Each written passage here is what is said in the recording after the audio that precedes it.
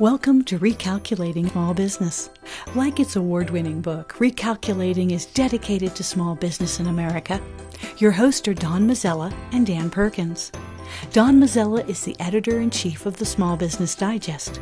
Dan Perkins is a registered investment advisor with 43 years' experience in managing money. Dan Perkins here, your co-host, along with Don Mazzella of Recalculating for Small Business.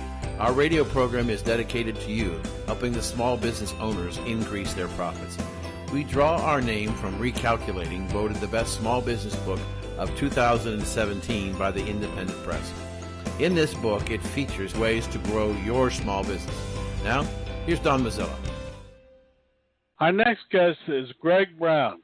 I'm excited to have him on the program because, as Dan and I have noted over the last couple of years, the workplace, small business, everything is changing, and he's all about change management. Gregg, welcome to the program. Thank you so much. First, tell us a little bit about yourself, your background, and what you're doing right now. Well, I've been managing different types of change initiatives for many years. I started off my career many years ago as part of the team that opened the first wave of Starbucks stores in Canada back in 89-90. And then I went to work with a really fun group of people, prisoners in federal penitentiaries, and working with them on shifting their behaviors and change management. And eventually, of course, got into the corporate world, overseeing large-scale change initiatives. And now I've been out on my own, speaking and writing and consulting on different aspects of change. Do you have a book out, and what's your website? I do have a book. I do have a book out. It's called Ready, Set, Change Again, because, of course, we're constantly changing. And my website is www.GreggBrown.ca. So it's Gregg Brown with two G's at the end of Gregg, GreggBrown.ca. Well, you know, it's interesting. In my lifetime of dealing with small business, I've noticed two things. One is that small businesses that change seem to have a better chance of surviving over the years, while companies that stagnate tend to fall by the wayside. Is that a perception that is wrong, or do you have your own ideas on that? Well, I agree with that 100%. I used to consult with small businesses many years ago. And, you know, the challenges, of course, that we all have who run a small business is we're dealing with the task at hand, usually with limited resources. And, of course, it's difficult for us to do the foresight and the strategic thinking and strategic planning that needs to happen, whether it's around sales, marketing, data, new technologies, and new customers. So that balance is really difficult to do. And yet you are 100% correct in that businesses that are successful are able to do that, whether they're a one-person organization or a 100-person organization. You know, many years ago, I worked with a company whose founder, they were the preeminent company in a certain toy sector. And a man came to them with a product called Ecto-Sketch.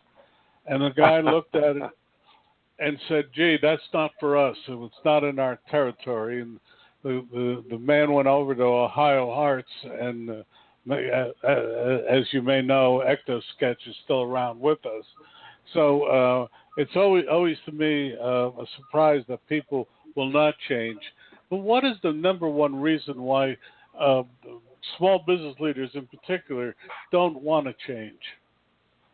Well, I think because it takes time. I think it takes energy away from, like I said earlier, the task at hand. I also think, you know, small business people, we're entrepreneurs. We start a business. We want to keep going with something. And sometimes we don't have that skill set to bring to the table that is all about thinking forward, because we see a problem, we see that it needs to be solved, and we want to solve it. You know, one of my early mentors said to me, Gregg, you're a really good problem solver, and people are going to give you more problems to solve. And I'd say that that's true for every entrepreneur. And yet the challenge is that we're focused on immediate problem solving, it's harder to do that foreshadowing, that foresight, that prediction that we need to do as business owners. I'll turn it over to Dan now. Thank you. I can't, Greg, thank you for joining us today. But I have to ask you this question. Mm-hmm. What about people who have a small business that they seem to be doing okay? They're paying the bills and they're putting some money in the bank in their retirement account, and they would say to you, well, as far as I can tell, it ain't broken, so why do I need to fix it? Oh, I love that. It ain't broke, so I don't need to fix that. Well, the challenge with them, I mean, it depends what their goals are in their business too, right? So, if they're at the end stage of their career and are looking to sell off their business, maybe they're just at the point just to maintain status quo. Yet what I know from business and from what the research holds, and certainly from running my own small business, there is attrition that happens with customers. There is new technology that emerges. There are new business processes that come out.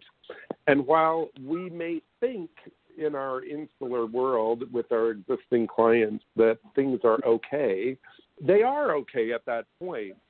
And yet the reality is this: something is going to change. Something is going to happen. And unless you're prepared for that, it becomes really difficult to maintain that. And I think, it's sort of like the analogy that you may have heard over the years when people say, well, that old lady lived to 120 and smoked 3 packs a day. And drank Jack Daniels. Yeah, exactly. That is so rare. Like, that's 1 in a million or 2 million. I don't know the exact stat, but the stats show that most people that do that die a lot longer before that. And that's also what we know from small businesses and the stats around that. It's very rare for a business to really, really succeed that doesn't adapt to the changing economy, to globalization, to new technologies, and so on. It's very rare. But again, it depends what someone wants out of their life and out of their business. Well, we have a very unique situation, actually perhaps more prevalent in some other countries around the world, but it's a problem that we have in the United States. We are retiring about 10,000 baby boomers a day, 365 days a year, probably for the next 17 years.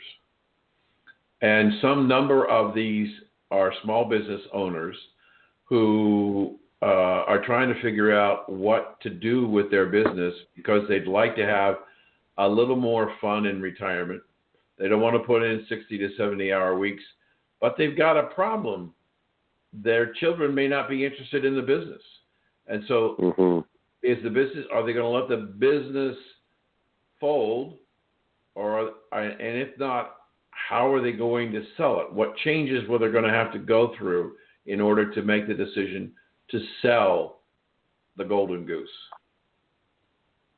That's a great point. And I think that, we certainly see that in Canada, and I'd probably say in most of, the developed world, you're experiencing that retiring baby boomer. And that question is there.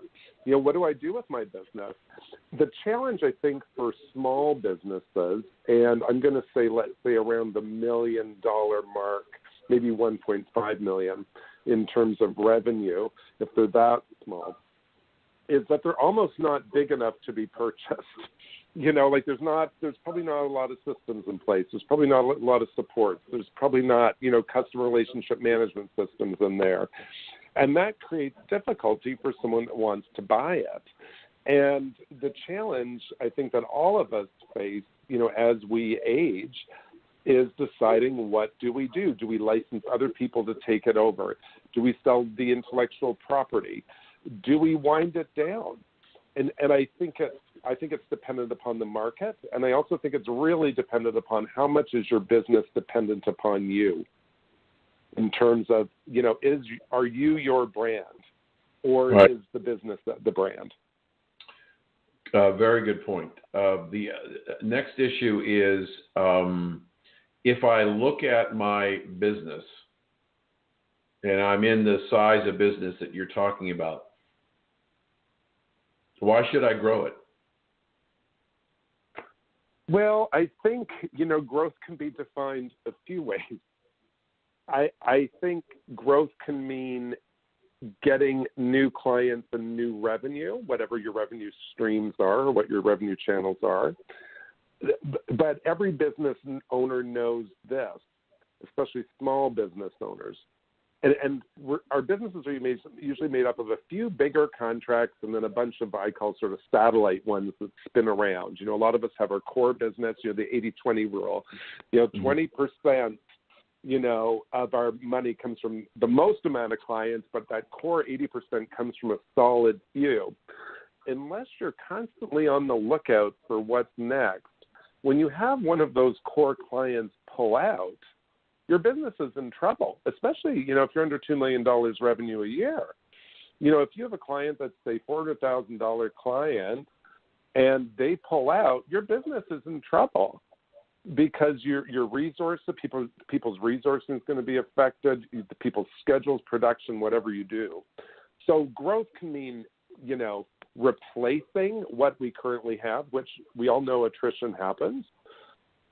It can be replacing that, or it can mean, hockey sticking it up, me getting, riding up and then saying we're really going to go on a growth spurt and do a lot of acquisition, whether it's acquiring new clients, new products, or whatever. So I think that there is, that choice. I think for a business to maintain itself, and we all know the stats, businesses in the first few years will often fail because they don't have that foresight in place. And I think, every business owner has to decide, do I want to really grow? Growing a business from 1 million to 2 million is not an easy feat. Yes, you read about the success stories in Forbes and Fast Company and so on, but, anybody that's done it knows it's not easy. And it creates other issues. Do you want more staff? Do you want more of this? But if you're I'm okay with the business staying the same size in terms of revenue, but you still have to replace the revenue that's going to go away. And it will go away. There's a variety of reasons we all know. Customers change or people don't purchase and so on. So one of the issues now we have is that, speaking about change, we have an economy for the 8 years of the Obama administration averaged less than 2% gross domestic product, and unemployment was moderately high. We had a lot of people off the payrolls, not counted, something like almost 94 million people. And we had growth in food stamps and welfare and all those things. And in addition to that, the psychology of the country was depressed because we were told that our best years are behind us and we'll never see 3% GDP, and those jobs who went overseas will never come back. And then all of a sudden, change comes in the terms of a new president who is a great supporter of the American dream, where Barack Obama would say, you didn't build that. Donald Trump would say, go build it. You can build it. And so we've had, in a relatively short period of time, a change in psychology, which may impact business decisions. And I'm curious if one of the biggest change issues is accepting that the economy is now going to go in a different direction. Well, I don't know. I mean, I think it really, I'm not American myself, so it's hard for me to comment on, the vibe of what the people are saying down there, other than from the people that I know are American and the companies that I've worked with in the U.S. I think the challenge is with any change in presidency, regardless of the statistics and, what people pull, because both sides I know can pull various statistics from things, from the information that's out there. I think the challenge is with any new government coming in, regardless of Democrat, Republican, liberal, conservative, is that the challenge is people have a difficult time, I think, when they're really, have a belief system that they really buy into. And again, it doesn't matter whether you're Republican or Democrat, that it's hard to get over your initial feelings to start to take action, and whatever that action may be. So, and you don't need to agree with the president or agree with anyone. It's about, there's things you have control over and things you don't have control over whenever we encounter change. And one of the things we know is, you've got a president in power. This is what's going on. So people have to figure out a way to make it work for them. And if they don't want to make it work for them, that's their choice. And trying to figure out a way to take action in a way that makes sense for each individual. And businesses have to be able to do that in some way if they want to function. Are there top 10? Are there things that you see that are so obvious so many times that people need to change, that you could help our listeners be on the lookout in their own businesses about these particular things that are happening? Is there a Gregg top 10 list? Well, I can. Why don't I give you a top 5 to keep it okay simple? I'll take those. So I think a couple of the pieces that I think business owners tend to be afraid of are new and emerging technologies. And one of the things we know, with artificial intelligence and big data, and this is even if you're a small, $300,000 revenue business, is that emerging technology is going to impact how you do your work, whether it is how you interface with customers, how you interface with your staff, things like, people, don't know what artificial intelligence is, but stuff like using Siri on your phone, the Amazon Echo, Alexa, all of those things are impacting how we do our work. And the challenge is with big data and the amount of data we're producing is customers want immediate access to information. They want a tailored approach to their needs, and guess what? They want it now. And we're afraid of technology, generally speaking, because, we're used to doing the way things we're used to doing them. And like you said earlier, why change the status quo? So I think digital insights is going to be really important. I think the other piece is about business owners need to prepare themselves to be unprepared. And by that I mean you want to try to predict the future as much as you can, but sometimes you can't. And you can't get all upset and in a knot if things don't go out your way. We need to try to be open to innovation and new ways of doing things. And that sounds really easy to say now when I'm not under pressure running my business. But when we're under pressure, it's hard to be open to new ideas and new ways of doing things because we're the subject matter experts. We know our business. We know the way we've been doing it for years. This is what works. And often what works is not what works now is not what's going to work in the future.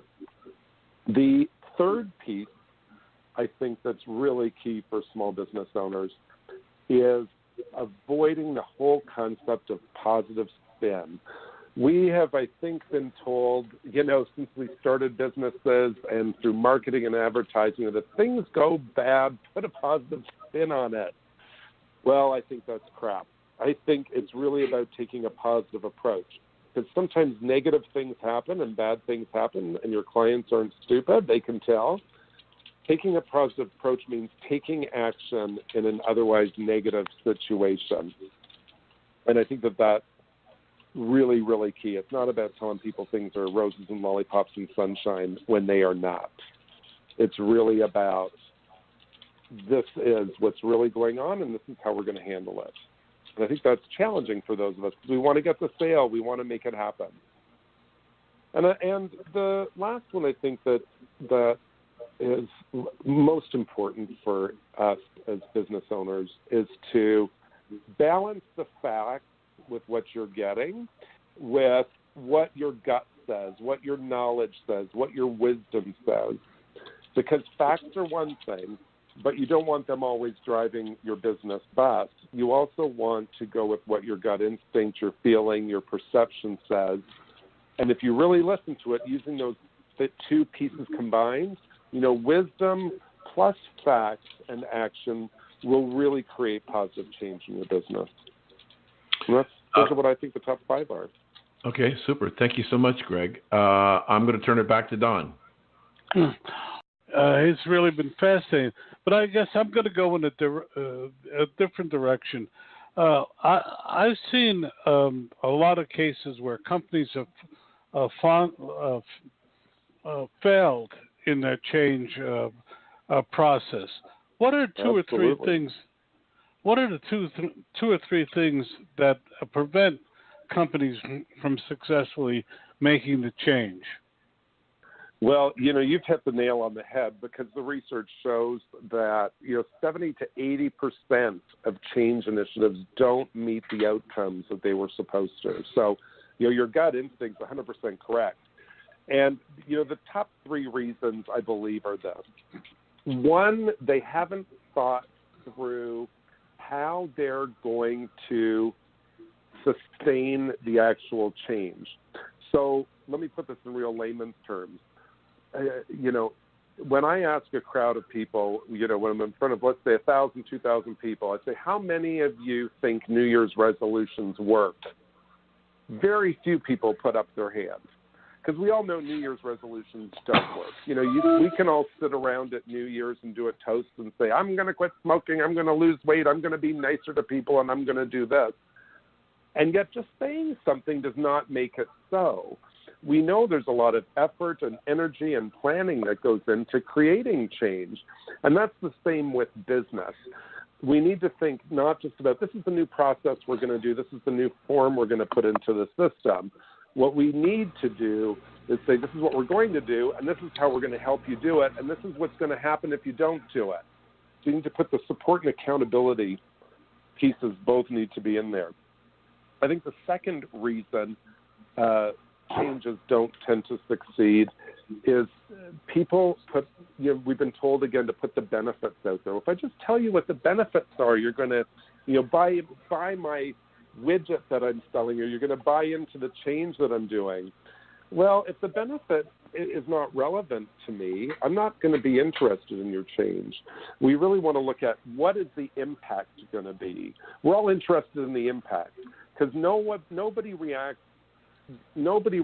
to change negatively. Nobody reacts negatively to change that has a positive impact on them. But everyone does not have a positive reaction when something is negative. None of us want to jump on the change bus if it's going to impact us negatively.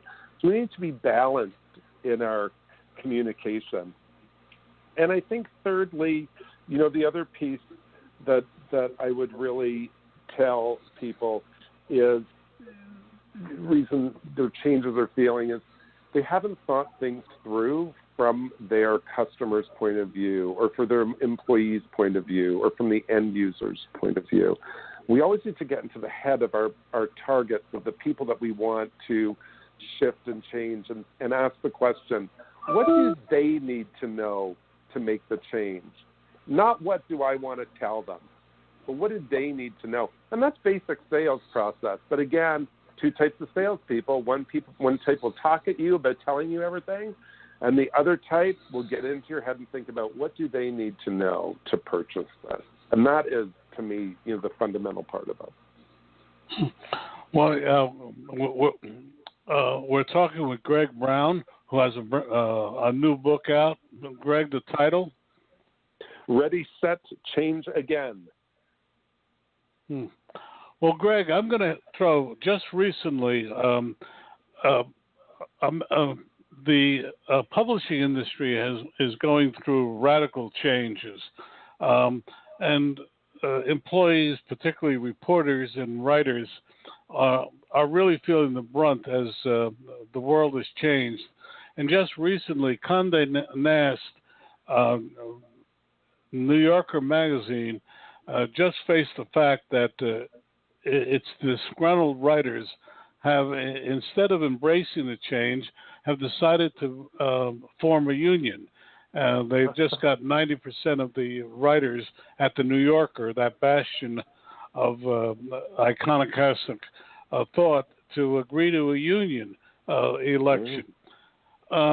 It seems to me that change, forced from either inside or outside, tends to make people do radical decisions, sometimes maybe to their advantage, but in this case, as it said in the paper recently, they did it because they feared for their jobs. How do you deal with something like that? Well, that is I love that you brought that up, because one of the things we know is that the emotional part of your brain will always trump the negative, or the emotional part of your brain will always override the cognitive or the fact-based part of your brain. So, you never want to fight. You can't fight emotion with fact.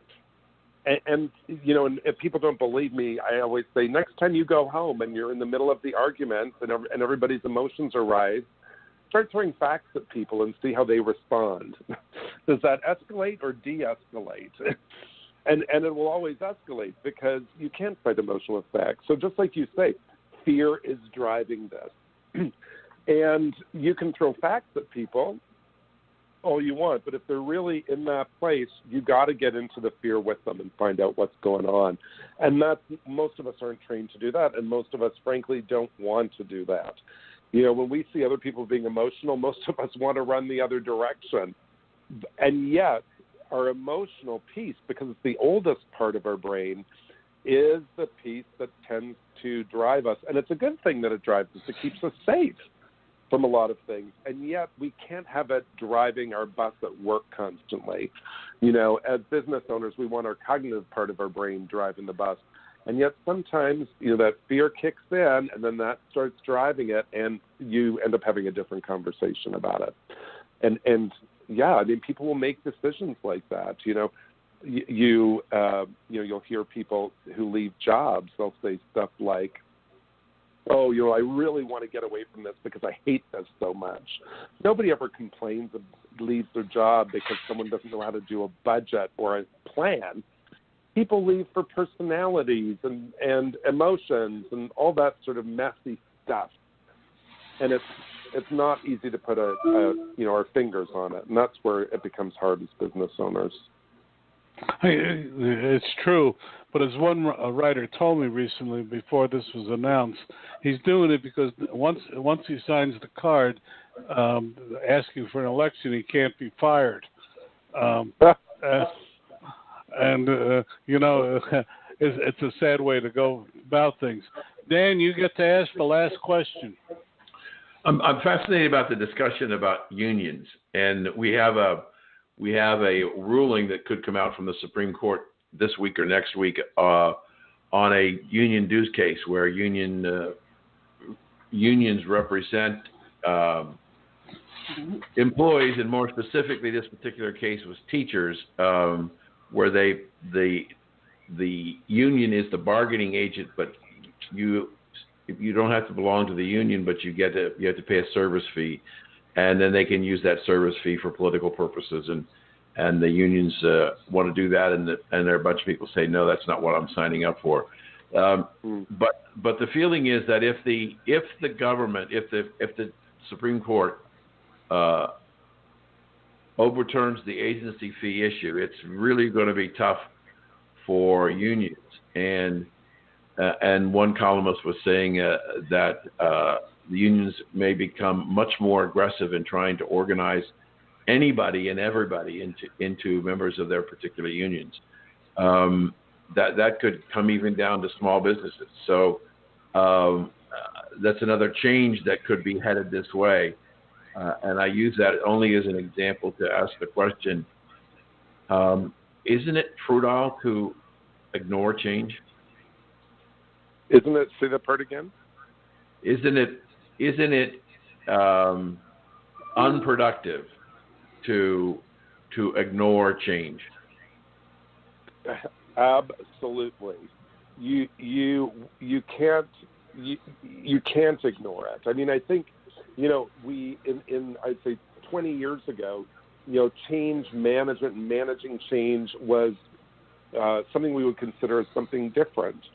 I would say that it is the norm now, that it's not about managing change anymore. It's just handling day-to-day changes that happen, because there's tons of them that happen. And if you ignore change, your business will not be productive. Your people will not be productive. And, and I love that you're bringing up this bigger lens of looking, outside of your business at what's going on in government, what's going on in policy. Because as business owners, sometimes it's hard for us to pay attention to that.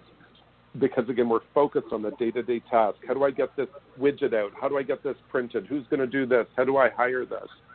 Versus, what is this policy that's going on out here that's going to impact me? You need to pay attention to it.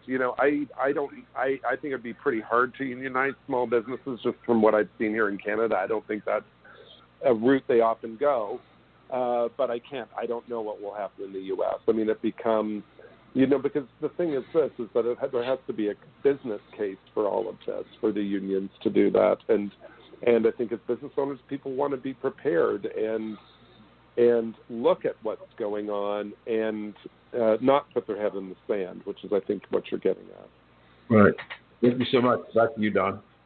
It's been fascinating. We've been talking with Gregg Brown. A link to his website.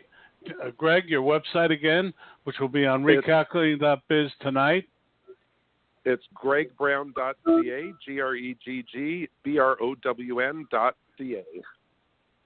Wow, what a great one. It'll be on recalculating.biz tonight, where you can hear this program and every other recalculating program, as well as fill out a survey. We're asking our listeners to tell us what they want to hear from about our programs, more about, and tell us more about some of the guests we've had on it. Gregg Brown, we thank you so much for being with us. It's been a real pleasure. Thank you. It's been my pleasure as well. Want to know more about health savings accounts for your company or yourself? Go to 2hsa.com and get a free employer's primer. Health savings accounts are a cost-effective way of offering health care benefits to your employees and yourself. HSAs build retirement funds for your employees, improve morale, and reduce your health care benefit cost. For a free employer guide to HSAs, go to 2hsa.com. That's 2hsa.com. Dan Perkins here from recalculating.biz with your featured book.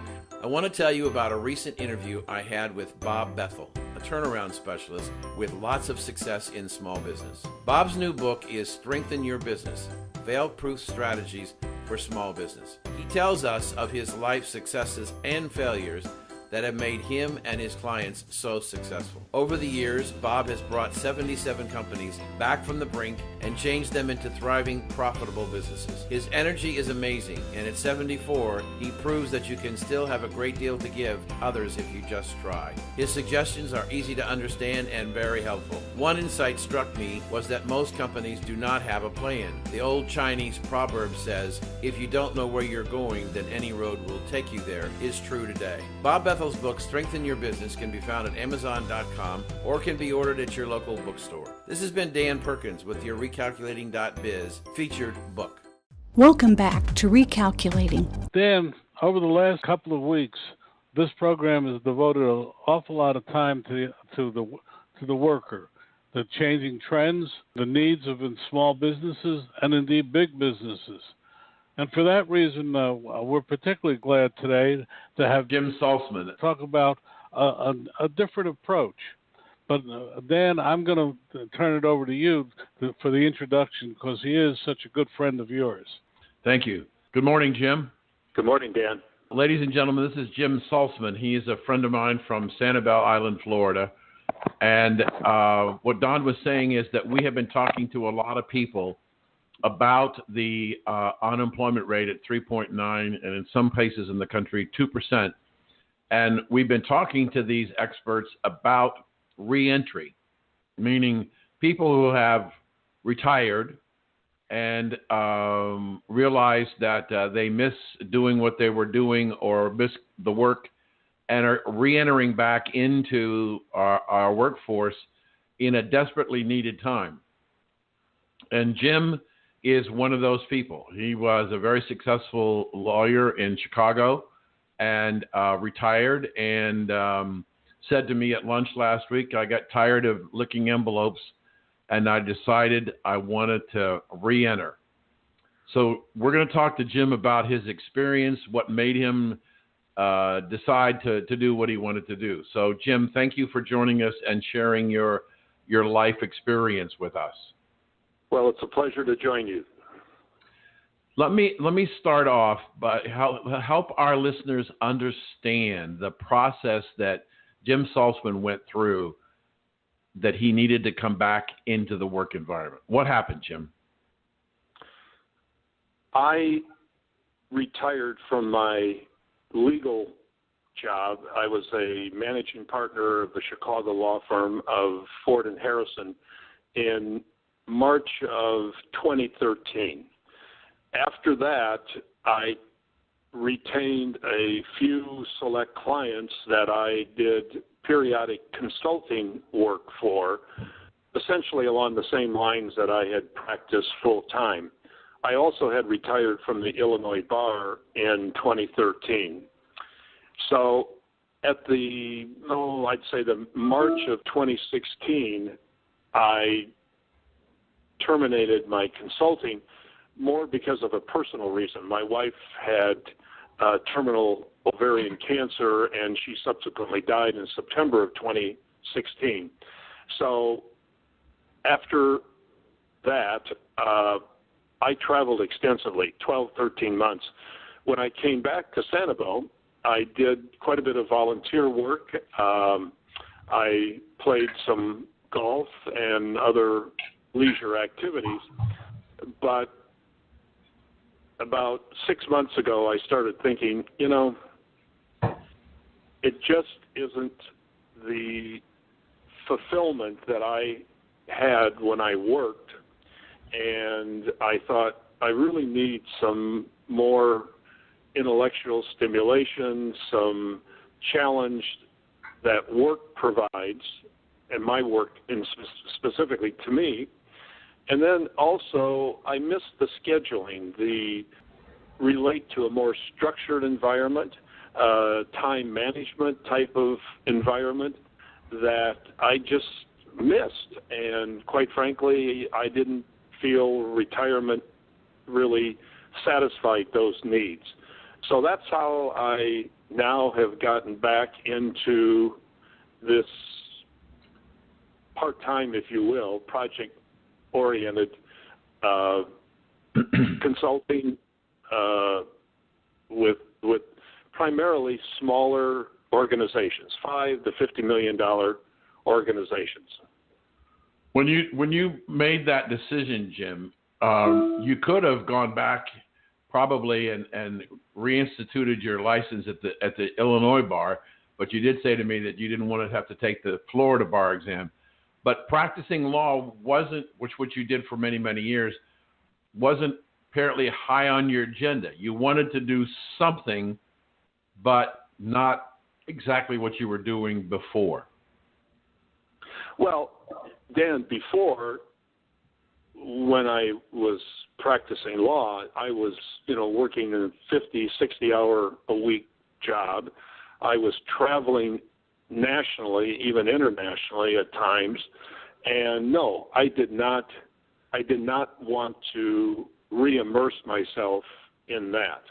However, after 45 years of doing that, I had established considerable experience and a skill set of labor, employment, human resource knowledge that I thought could be shared with, given to organizations that don't necessarily have the wherewithal to hire a person like myself as a full-time lawyer, do not necessarily have human resources individuals within their organization, but yet, having worked with some of these small companies and organizations over the years, I find that they have as many varied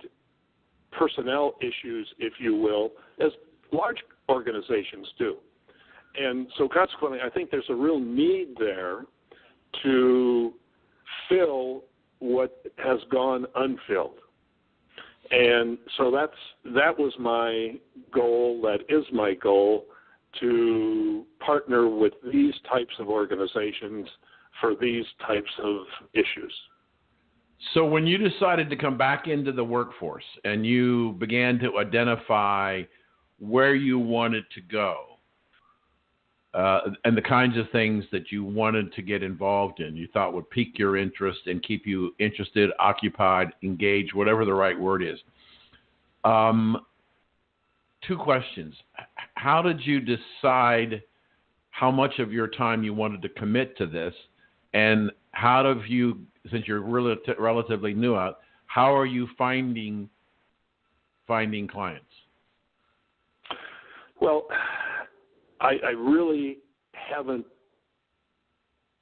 concretely found how much time I am spending, because really I'm in the exploratory area right now.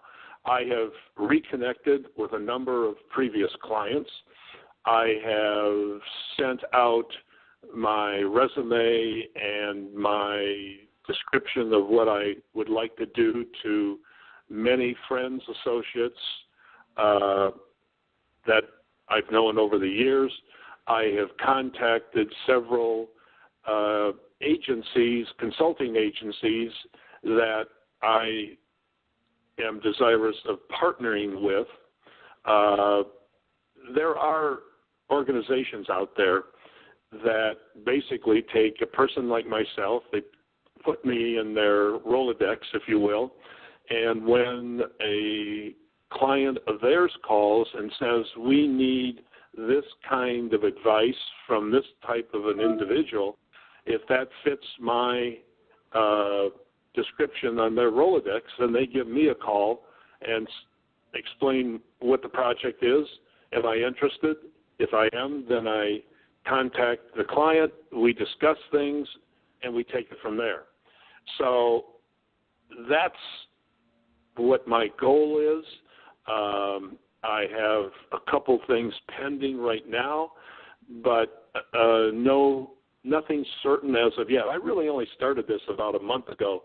I hadn't created a resume in over 45 years, so that was a task in and of itself. And now that I did that and gotten all these other contacts going, networking, which of course is a very important factor here, I now am hopeful to start getting some projects. And when I say projects, I'm talking basically several days in duration, maybe a couple weeks in duration, and even those types of 20-minute telephone calls when a client has an issue, call and say, what do you think about this?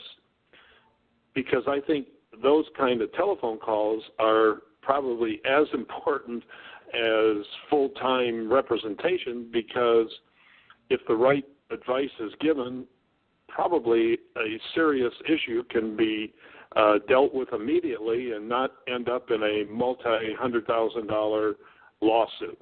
So those are the areas that I'm interested in. If I find that a client needs really full-time assistance, well then, of course, I have all sorts of contacts that I can direct those people to, if indeed that's what they need. Yeah. So if we look at what have been the challenges that you've come across trying to re-enter? Well, several things. In my field, of course, laws change constantly.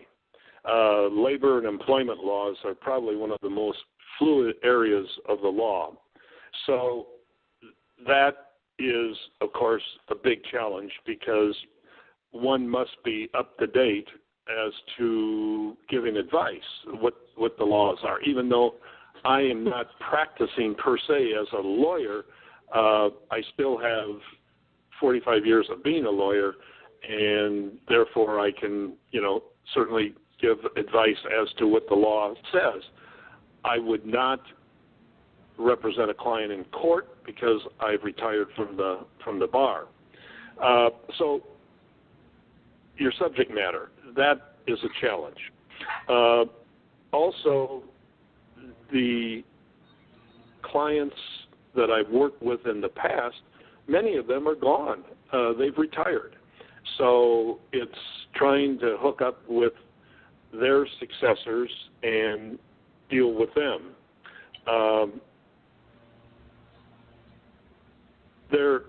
It's not the workforce that I left essentially 5 years ago.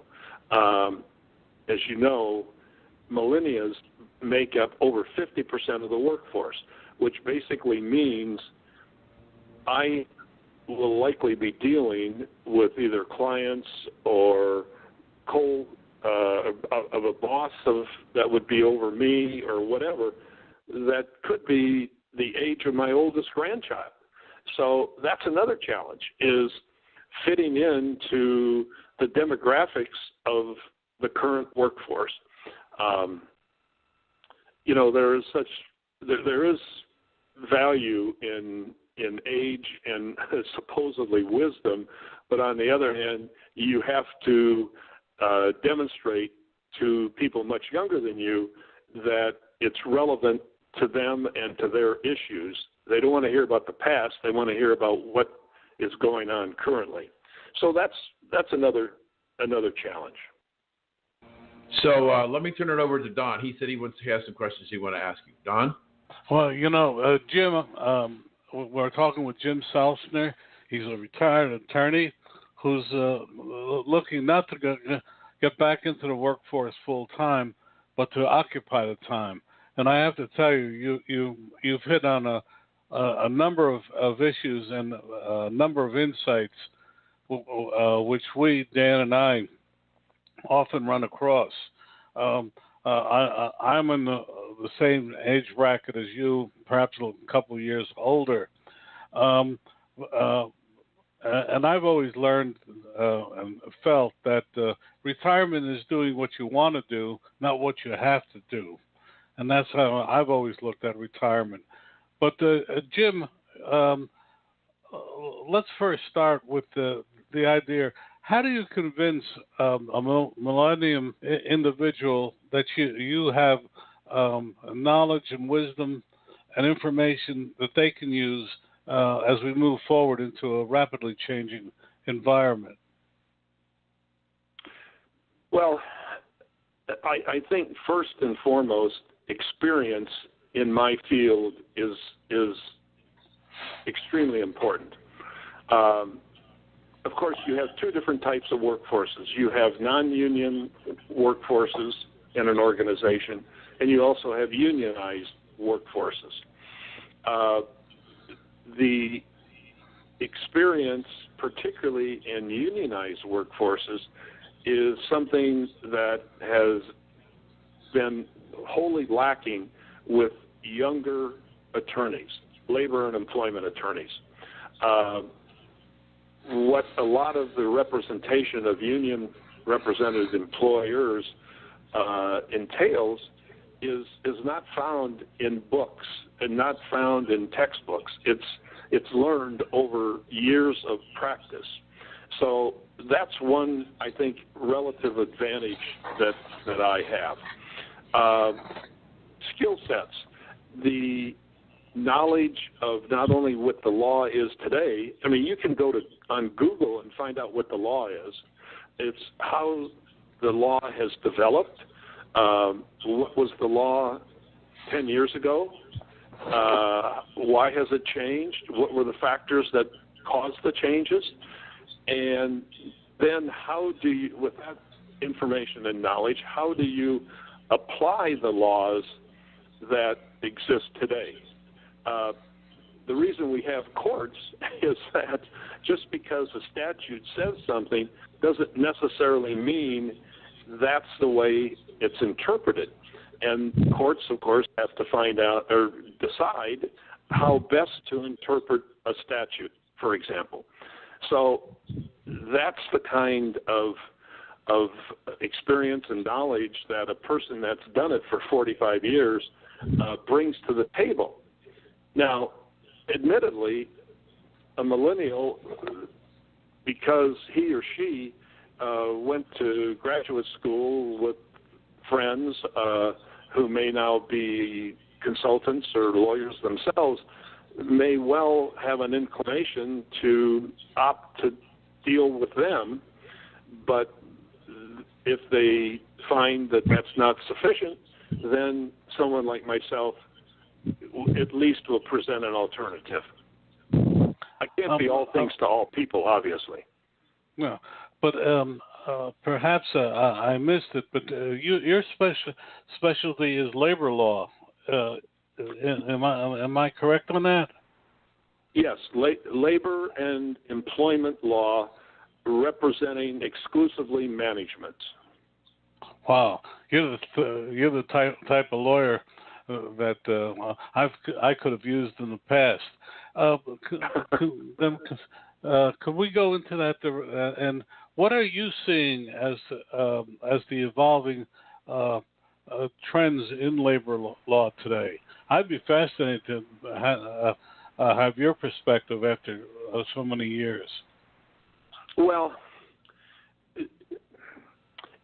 it's today, and I think this is indicative of society in general, but it's become much more individualized versus group or company-wide or organization-wide issues.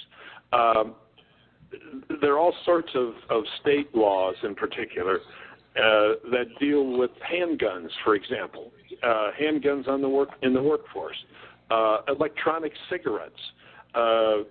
If you have a no smoking policy, does that also include electronic cigarettes?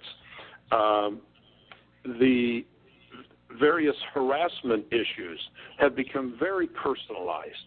I'm sure you've just read about Roseanne and what she tweeted a couple of days ago. Those are the kinds of personalized individual issues that arise in a workforce and that an employer has to defend against. And if a manager goes off and does a tweet and has been accused by an employee, let's say a minority employee of being discriminated against, then that has to be dealt with. So I think not the concentration, but the emphasis today is more and more on individuals and individual acts versus company-wide acts. That's a profound thought that I'd like to explore further. But before we go any further, Jim, how can the people reach you if they wanted to talk to you further? Well, of course, when you go back into the workforce, one of the first things you're told to do is join LinkedIn. So I am on LinkedIn under the name James Salzman, and you will find on LinkedIn my resume and my description of the activities that I seek to assist clients with. And then, of course, I have an email address, and that's the letter J, Salzman, SALZMAN, 77 at Comcast.net. And those would probably be the best ways of getting in touch with me. Okay. Dan, I'm going to turn it back to you. I think I could spend all day talking to him, but back to you. I want to go back to our original premise here about reentry. Has the process in and of itself, even though you don't have a client yet, has it been rewarding for you? Oh, absolutely. It's almost, Dan, as if looking for a job is as challenging as working a job. I have learned an awful lot. Over the years, I had developed a lot of clients, and looking for work pretty much was, a given. Clients came to me. Now I'm reversing the process, and I'm going out looking for clients. And so that in and of itself is a challenge. And then for example, LinkedIn is a very good service, but you have to master on LinkedIn what your specific goals are. And quite frankly, I have yet to do that.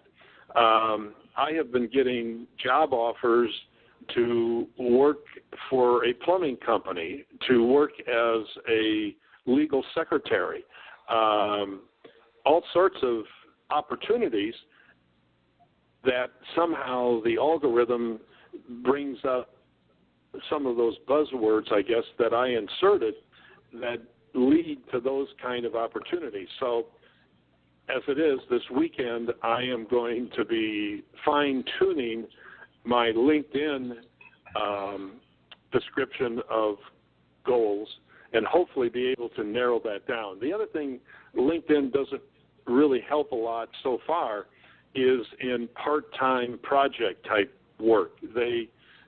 Everything that I've received so far has been full-time, and that is not my goal.